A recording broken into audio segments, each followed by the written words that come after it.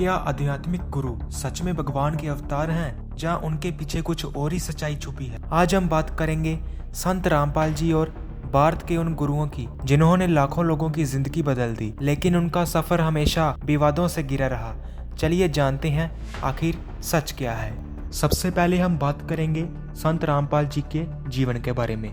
वो हरियाणा के irrigation department में एक जूनियर इंजीनियर थे, जिन्होंने बाद में नौकरी छोड़ दी और कबीर पंथ से जुड़कर प्रवचन देना शुरू किया। संत रामपाल जी का मानना है कि पूरे ब्रह्मांड में सिर्फ एक ही सच्चा गुरु हो सकता है जो मोक्ष दिला सकता है, और वो खुद हैं। संत रामपाल जी के फॉलोअर्स किसी भी अन्य गुरु को सम्मान नहीं देते।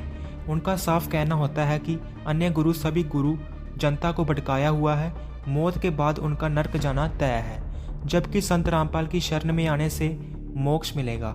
इस वजह से इंटरनेट और सोशल मीडिया पर संत रामपाल के फॉलोअर्स और अन्य गुरु के फॉलोअर्स के बीच बड़ी साइबर वॉर्स चलती रहती है। अब आते हैं सबसे बड़े सवाल पर, क्या संत रामपाल सच में भगवान है? अगर आप उनके फॉलोअर्स से पूछोगे तो उनका साफ कहना है कि संत रामपाल कोई आम इंसान नहीं, बल्कि स्वयं पूर्ण परमात्मा कबीर के अवतार हैं, जो धरती पर लोगों को मोक्ष दिलाने आए हैं। लेकिन अगर आप कानून और आम जनता के नज़रिए से देखेंगे तो वो हरियाणा के एक पुराने जूनियर इंजीनियर हैं, जिन्होंने कबीर पंथ से जुड़कर अपना एक अलग संप्रदाय बनाया। रामपाल जी खुद को सीधे भगवान नहीं कहते, बल्कि उनका दावा है कि वो सच्चा ज्ञान देने वाले एकमात्र तत्वदर्शी संत हैं, लेकिन उनके फॉलोअर्स के लिए उनका दर्जा भगवान से कम नहीं है। अगर हम दूसरे गुरुओं की बात करें तो पहले निरंकारी मिशन, जो ईश्वर को निरंकार मानते हैं। उनके लिए ईश्वर सर्वव्यापी है, जो हर जगह मौजूद है लेकिन दिखाई नहीं देता। निरंकारी मानते हैं कि भगवान को किसी मंदिर या मूर्ति में नहीं, बल्कि ब्रह्म ज्ञान के जरिए अपने आत्मा के भीतर ही महसूस किया जा सकता है। वे अपने गुरु के माध्यम से इस निराकार ईश्वर का ज्ञान प्राप्त करते हैं। और अगर हम राधा स्वामी ब्यास की बात करें, जे परमात्मा को कुल मालिक, सतपुरुष या अनामी पुरुष कहते हैं। उनके अनुसार भगवान शब्द या ध्वनि में रूप में ब्रह्मांड में गूंज रहा है। इस मत में भगवान को पाने के लिए सूर्त शब्द जोग यानी ध्यान और आंतरिक ध्वनि पर ध्यान केंद्रित करने की साधना सिखाई जाती है।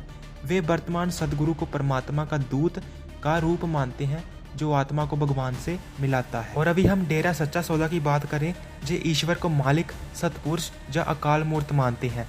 डेरा सच्चा सौदा का मुख्य नारा है धन धन सतगुरु तेरा ही आसरा, जिसका अर्थ है कि सच्चा गुरु ही भगवान तक पहुंचाने का एकमात्र सहारा है। वह सर्वधर्म समभाव पर चलते हैं। उनके प्रतीक चिन्ह में सभी प्रमुख धर्मों के निशान हैं। वह कहते हैं कि राम, अल्लाह, वाहेगुरु या गॉड सब एक ही शक्ति के अलग अलग नाम हैं, जहां अनुयायियों को गुरु मंत्र या नाम शब्द दिया जाता है, जिससे आंतरिक शांति मिलती है। संत रामपाल का सबसे तीखा विरोध राधा स्वामी पंथ के साथ रहता है। वह राधा स्वामी के सार वचन ग्रंथ और उनके द्वारा दिए जाने वाले 5 नामों को शास्त्रों के खिलाफ बताते हैं। उनका कहना है कि राधा स्वामी पंथ के पास मोक्ष का सही मार्ग नहीं है। डेरा सच्चा सौदा और निरंकारी मिशन के साथ विरोध। संत रामपाल इन दोनों संप्रदायों को भी एक ही कुएं का पानी या फिर एक ही अधूरी आध्यात्मिक परंपरा से निकला हुआ मानते हैं।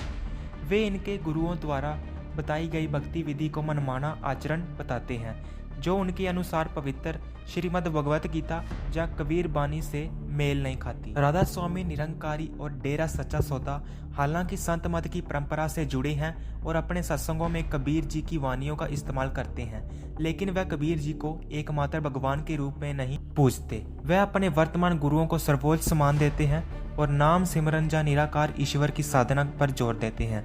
संत रामपाल इसे गुरु पूजा का गलत तरीका बताते हैं। आज की ये छोटी सी जानकारी आपको कैसी लगी, हमें कमेंट में जरूर बताएं, और आप किस संप्रदाय से जुड़े हुए हो वो भी हमें कमेंट में बताएं।